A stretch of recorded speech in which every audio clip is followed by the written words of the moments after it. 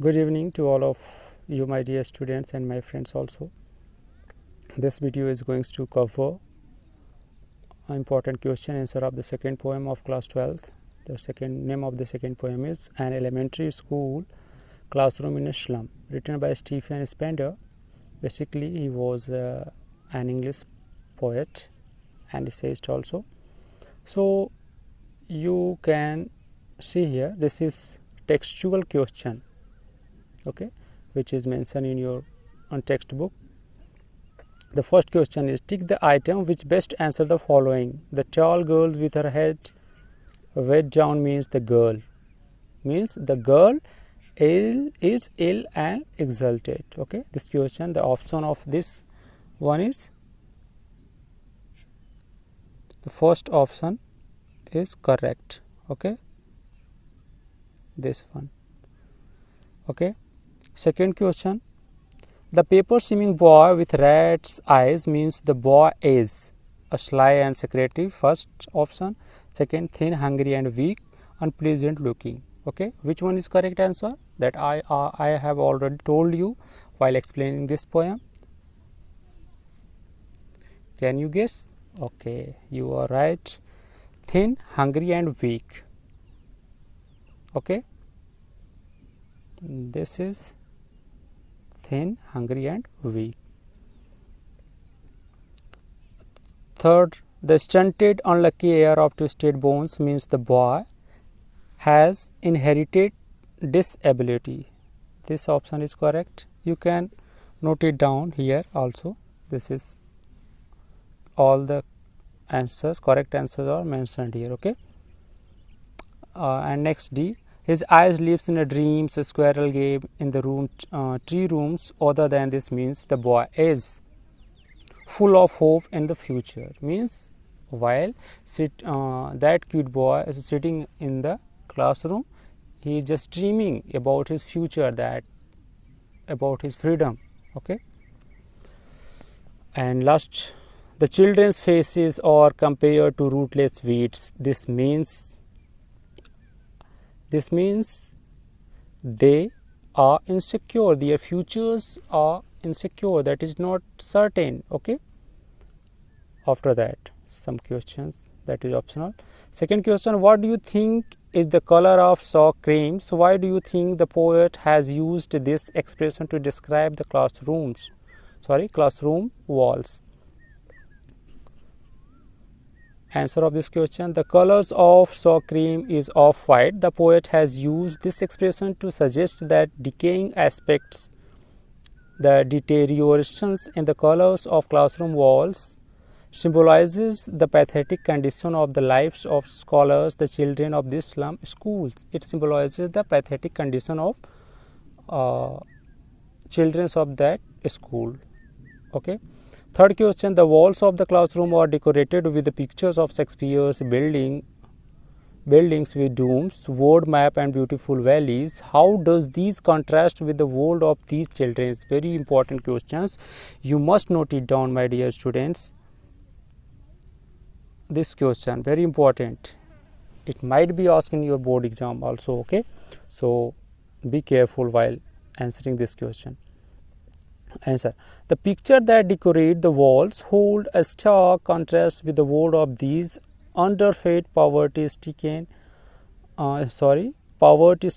slum children living in cramped dark holes. Obstacles hamper their physical and mental growth. The pictures on this wall suggest beauty, well-being, progress and prosperity, a world of sunshine and warmth of love. But the world of slum children is ugly and lack prosperity.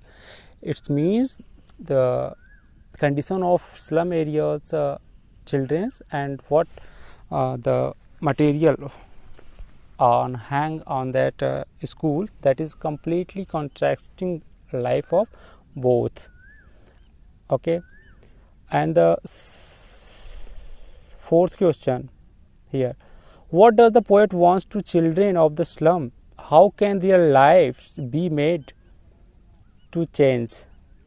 Okay, this question also important. The poets wants to people in authority to realize their responsibility toward the children of the slum.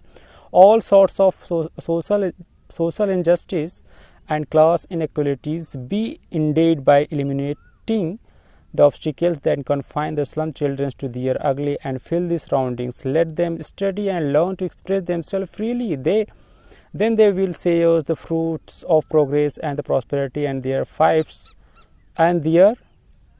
lives will change for the better. Here, this is misprinted. That is, it is not 5, it is lives.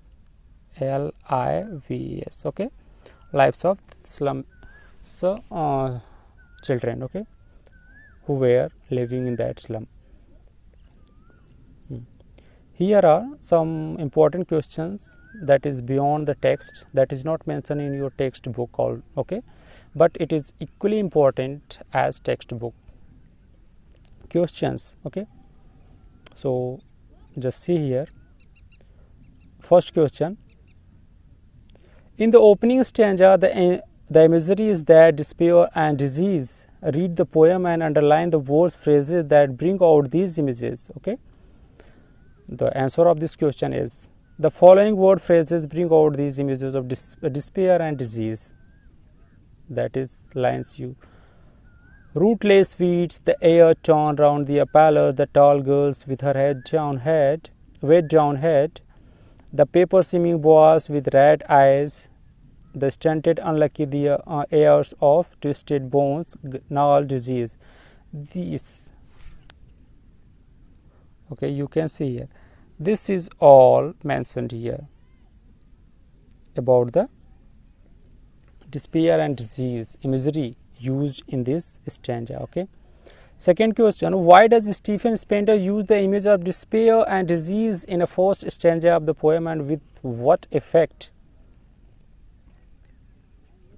He uses the image of despair and disease to describe the miserable and pathetic lives. Here also one mistake, that is not 5, this is lives. Okay, lives of the children living in slum. The faces of these children are pale and lifeless. They and their air are like rootless weeds. The burden of life make them sit with their head weighed down. The stunted growth is depicted by the paper seeming boy and the stunted unlucky heir of twisted bones. Their weak bodies reside their father's gnarled disease. As you know, as I have already told you about while explaining the poem, that boy who is unlucky in that poem, that got a disease, gnarled disease from a father in inheritance. Okay. Third question: in spite of despair and disease pervading the lives of the slum children, they are not devoid of hope. Give an example of their hope dreaming. This is not much more important, but even you have to just learn it. The burden of poverty and disease crushes the body of these children, but not their souls. They still have dreams. Even their foggy future has not crashed all their hopes. The dream of open seas, green field, and about the games that squirrel plays in the tree's room. And the next question is that how does Stephen Spender picturize the condition of slum children? This is also important question. You have to mention in your own words by quoting some important word phrases from the text or stanza. Okay, just see here. Stephen Spender uses contrasting images in the poem to picturize the conditions of the slum children. For example, now you can see here how describing the answer of this question. Okay, a narrow street sealed in with a lead sky far from rivers, caves, and stars upwards. The first line presents the dark, narrow, cramped holes and lanes closed in a bliss grace sky. The second fine present words of beauty, prosperity.